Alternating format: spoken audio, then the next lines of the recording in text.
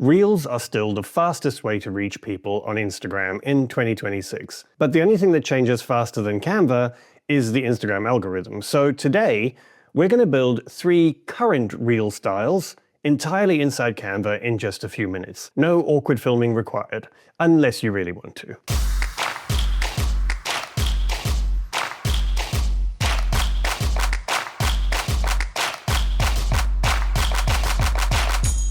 First, just 30 seconds of context before we dive in, because it shapes why I chose these particular styles of Reels. Instagram now rewards original content more, so Reels built from scratch, like the ones that we're creating today, get pushed to a new audience far more readily than recycled clips. And saves and shares now carry way more weight than likes, which means that tip-based, educational, and really relatable content is performing well right now. And conveniently, that's exactly what these 3 styles are built for.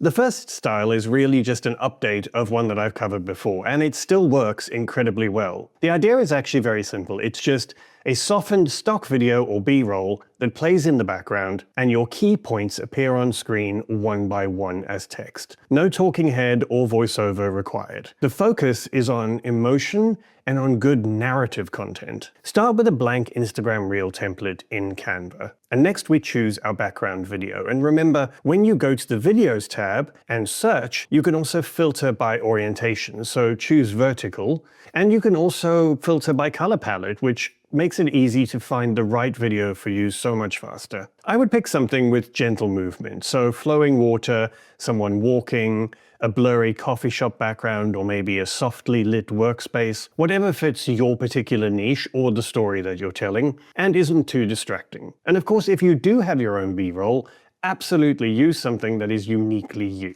Honestly, it doesn't even matter if it's any good. Just a mobile video of you writing in a notebook or working at your computer will work perfectly for this. Relatable is really the most important criteria. Now, once your video is in the base layer on your timeline, click on it, go to Edit, and Adjust. We want to soften this quite a bit so the text can clearly be seen over it. So I'm going with a darker vibe here, but you could of course flip that and go super light and airy with dark text.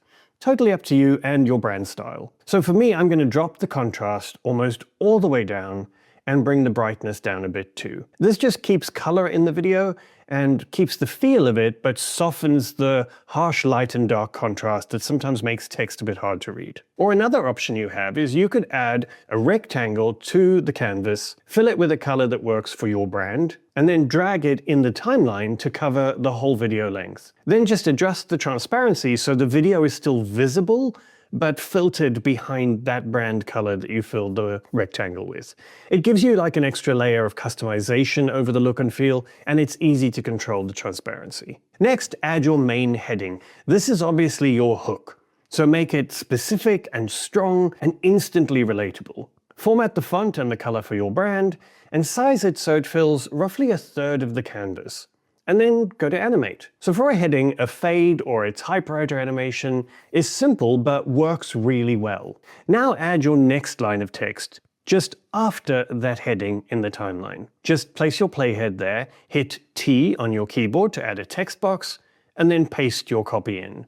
Now, having your copy, your content prepared and ready before you start editing really makes it so much quicker. And it's actually something we talk about a lot in my Canva OS course, because it's so key to a smooth process. Now just format the text the way you want it. Again, you could add an animation and make sure the timing is offset. So what I mean by that is that this text only starts appearing after the previous one has receded. Give a short pause before the next point comes in. Then just do this and work through all of your text sections or your points like this, keeping animation simple and consistent throughout. We're going to finish with a call to action. And this format works brilliantly for storytelling and thought pieces. So something like, have you struggled with this? Share your tips in the comments. Or share this with someone who can relate. And maybe a simple animated arrow or an icon to prompt the action. For this kind of reel, gentle music that just acts as a kind of background and maybe adds a bit of emotion to the story is really perfect. And the nice thing is that there are always loads of really great trending audio tracks available that you could then use to help please the algorithm gods. And once we've added our music, we are ready to share.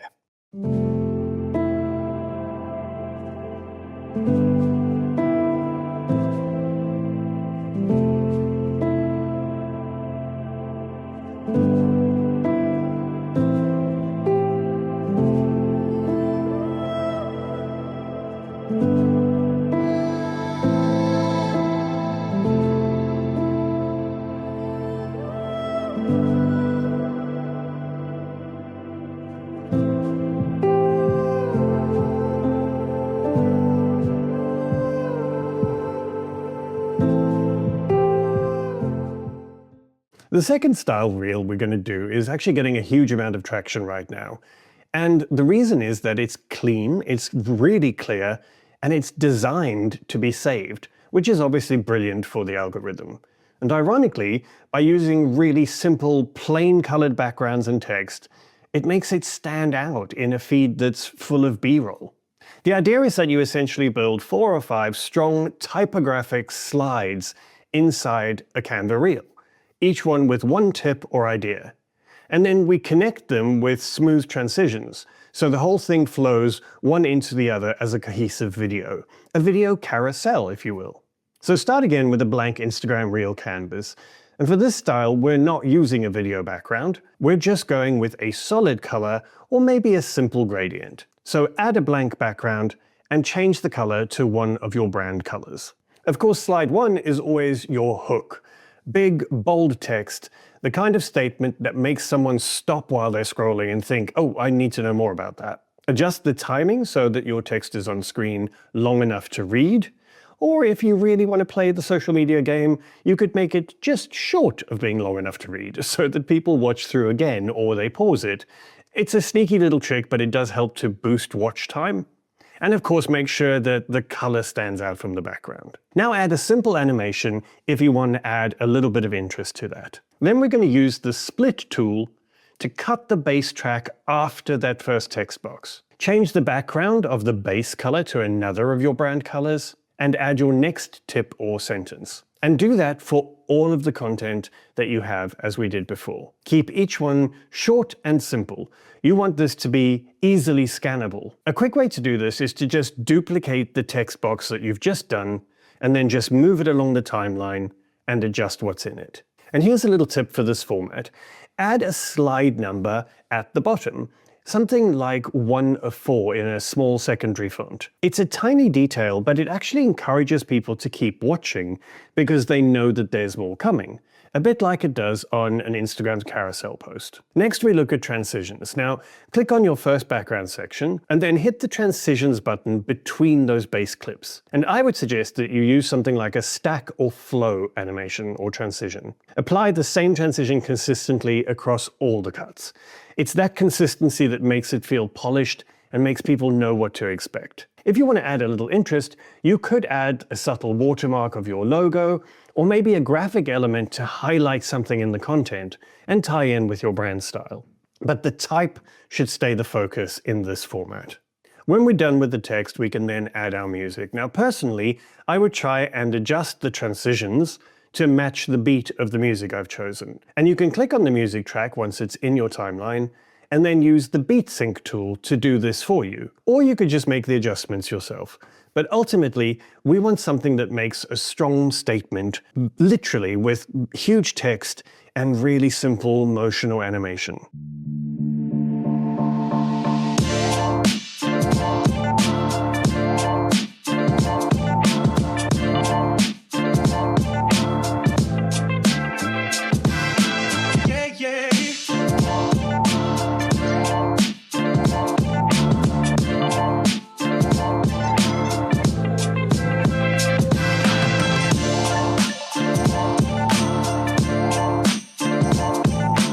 Now, before we look at a style that a lot of people predicted would be big this year, and actually was already being used a lot last year, if you're enjoying this tutorial and you want to learn more about using Canva with confidence and less overwhelm, I've just finished a complete revamp of my Canva course called Canva OS.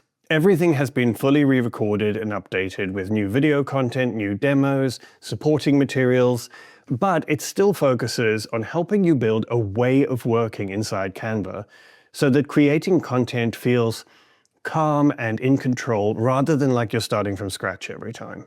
This updated version, which is lovingly referred to as Canva OS 3.0, is officially launching in April, with some really great new bonuses too. So if you want to feel genuinely confident using Canva like a pro, head to the link on the screen or in the description below, and you can get on the waitlist now so that you're the first to know when our early bird pricing goes live. Okay, so on to reel number 3. So Canva flagged this style in their 2026 design trends, and they're calling it Notes App Chic. The idea is deliberately handcrafted. Paper textures, slightly imperfect handwritten fonts, things that look a bit analog, like you threw them together in your scrapbook or in your Notes app.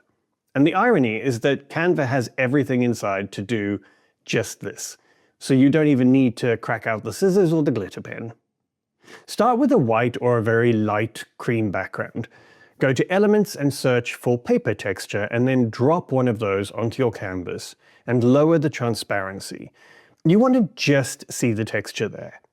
Alternatively, you could search the video library with the same terms and use maybe a subtle creased paper animation as the background instead.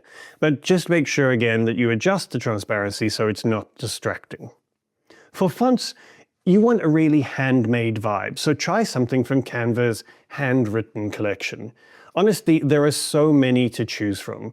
You just want to make sure that it feels personal and slightly imperfect, but make sure that it's always easy to read and not too small or too haphazard.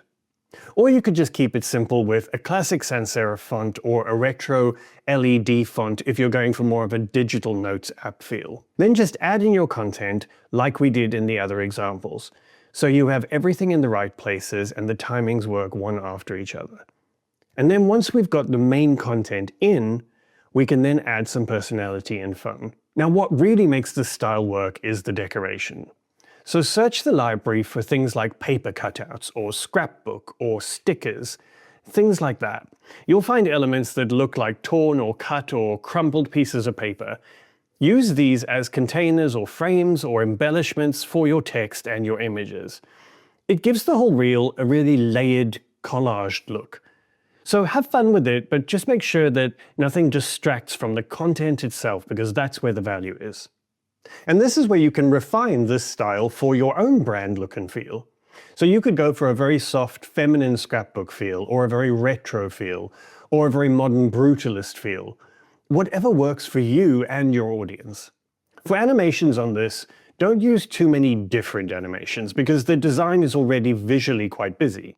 The analog vibe means that less is really more, so something like the sketch or brush animation works really well for a handmade feel, or you could just stick to Canva's own scrapbook animation on the elements, because that's exactly what the vibe that it was built for. Music-wise, I would look for lo-fi beats, maybe something acoustic, or even tracks, if you can find them, that sound like vinyl. The whole reel should feel like a human made it, not a brand. And that's really the point, because in a feed that's now full of super slick content and lots of adverts, something approachable and real and a little handcrafted is what stops the scroll.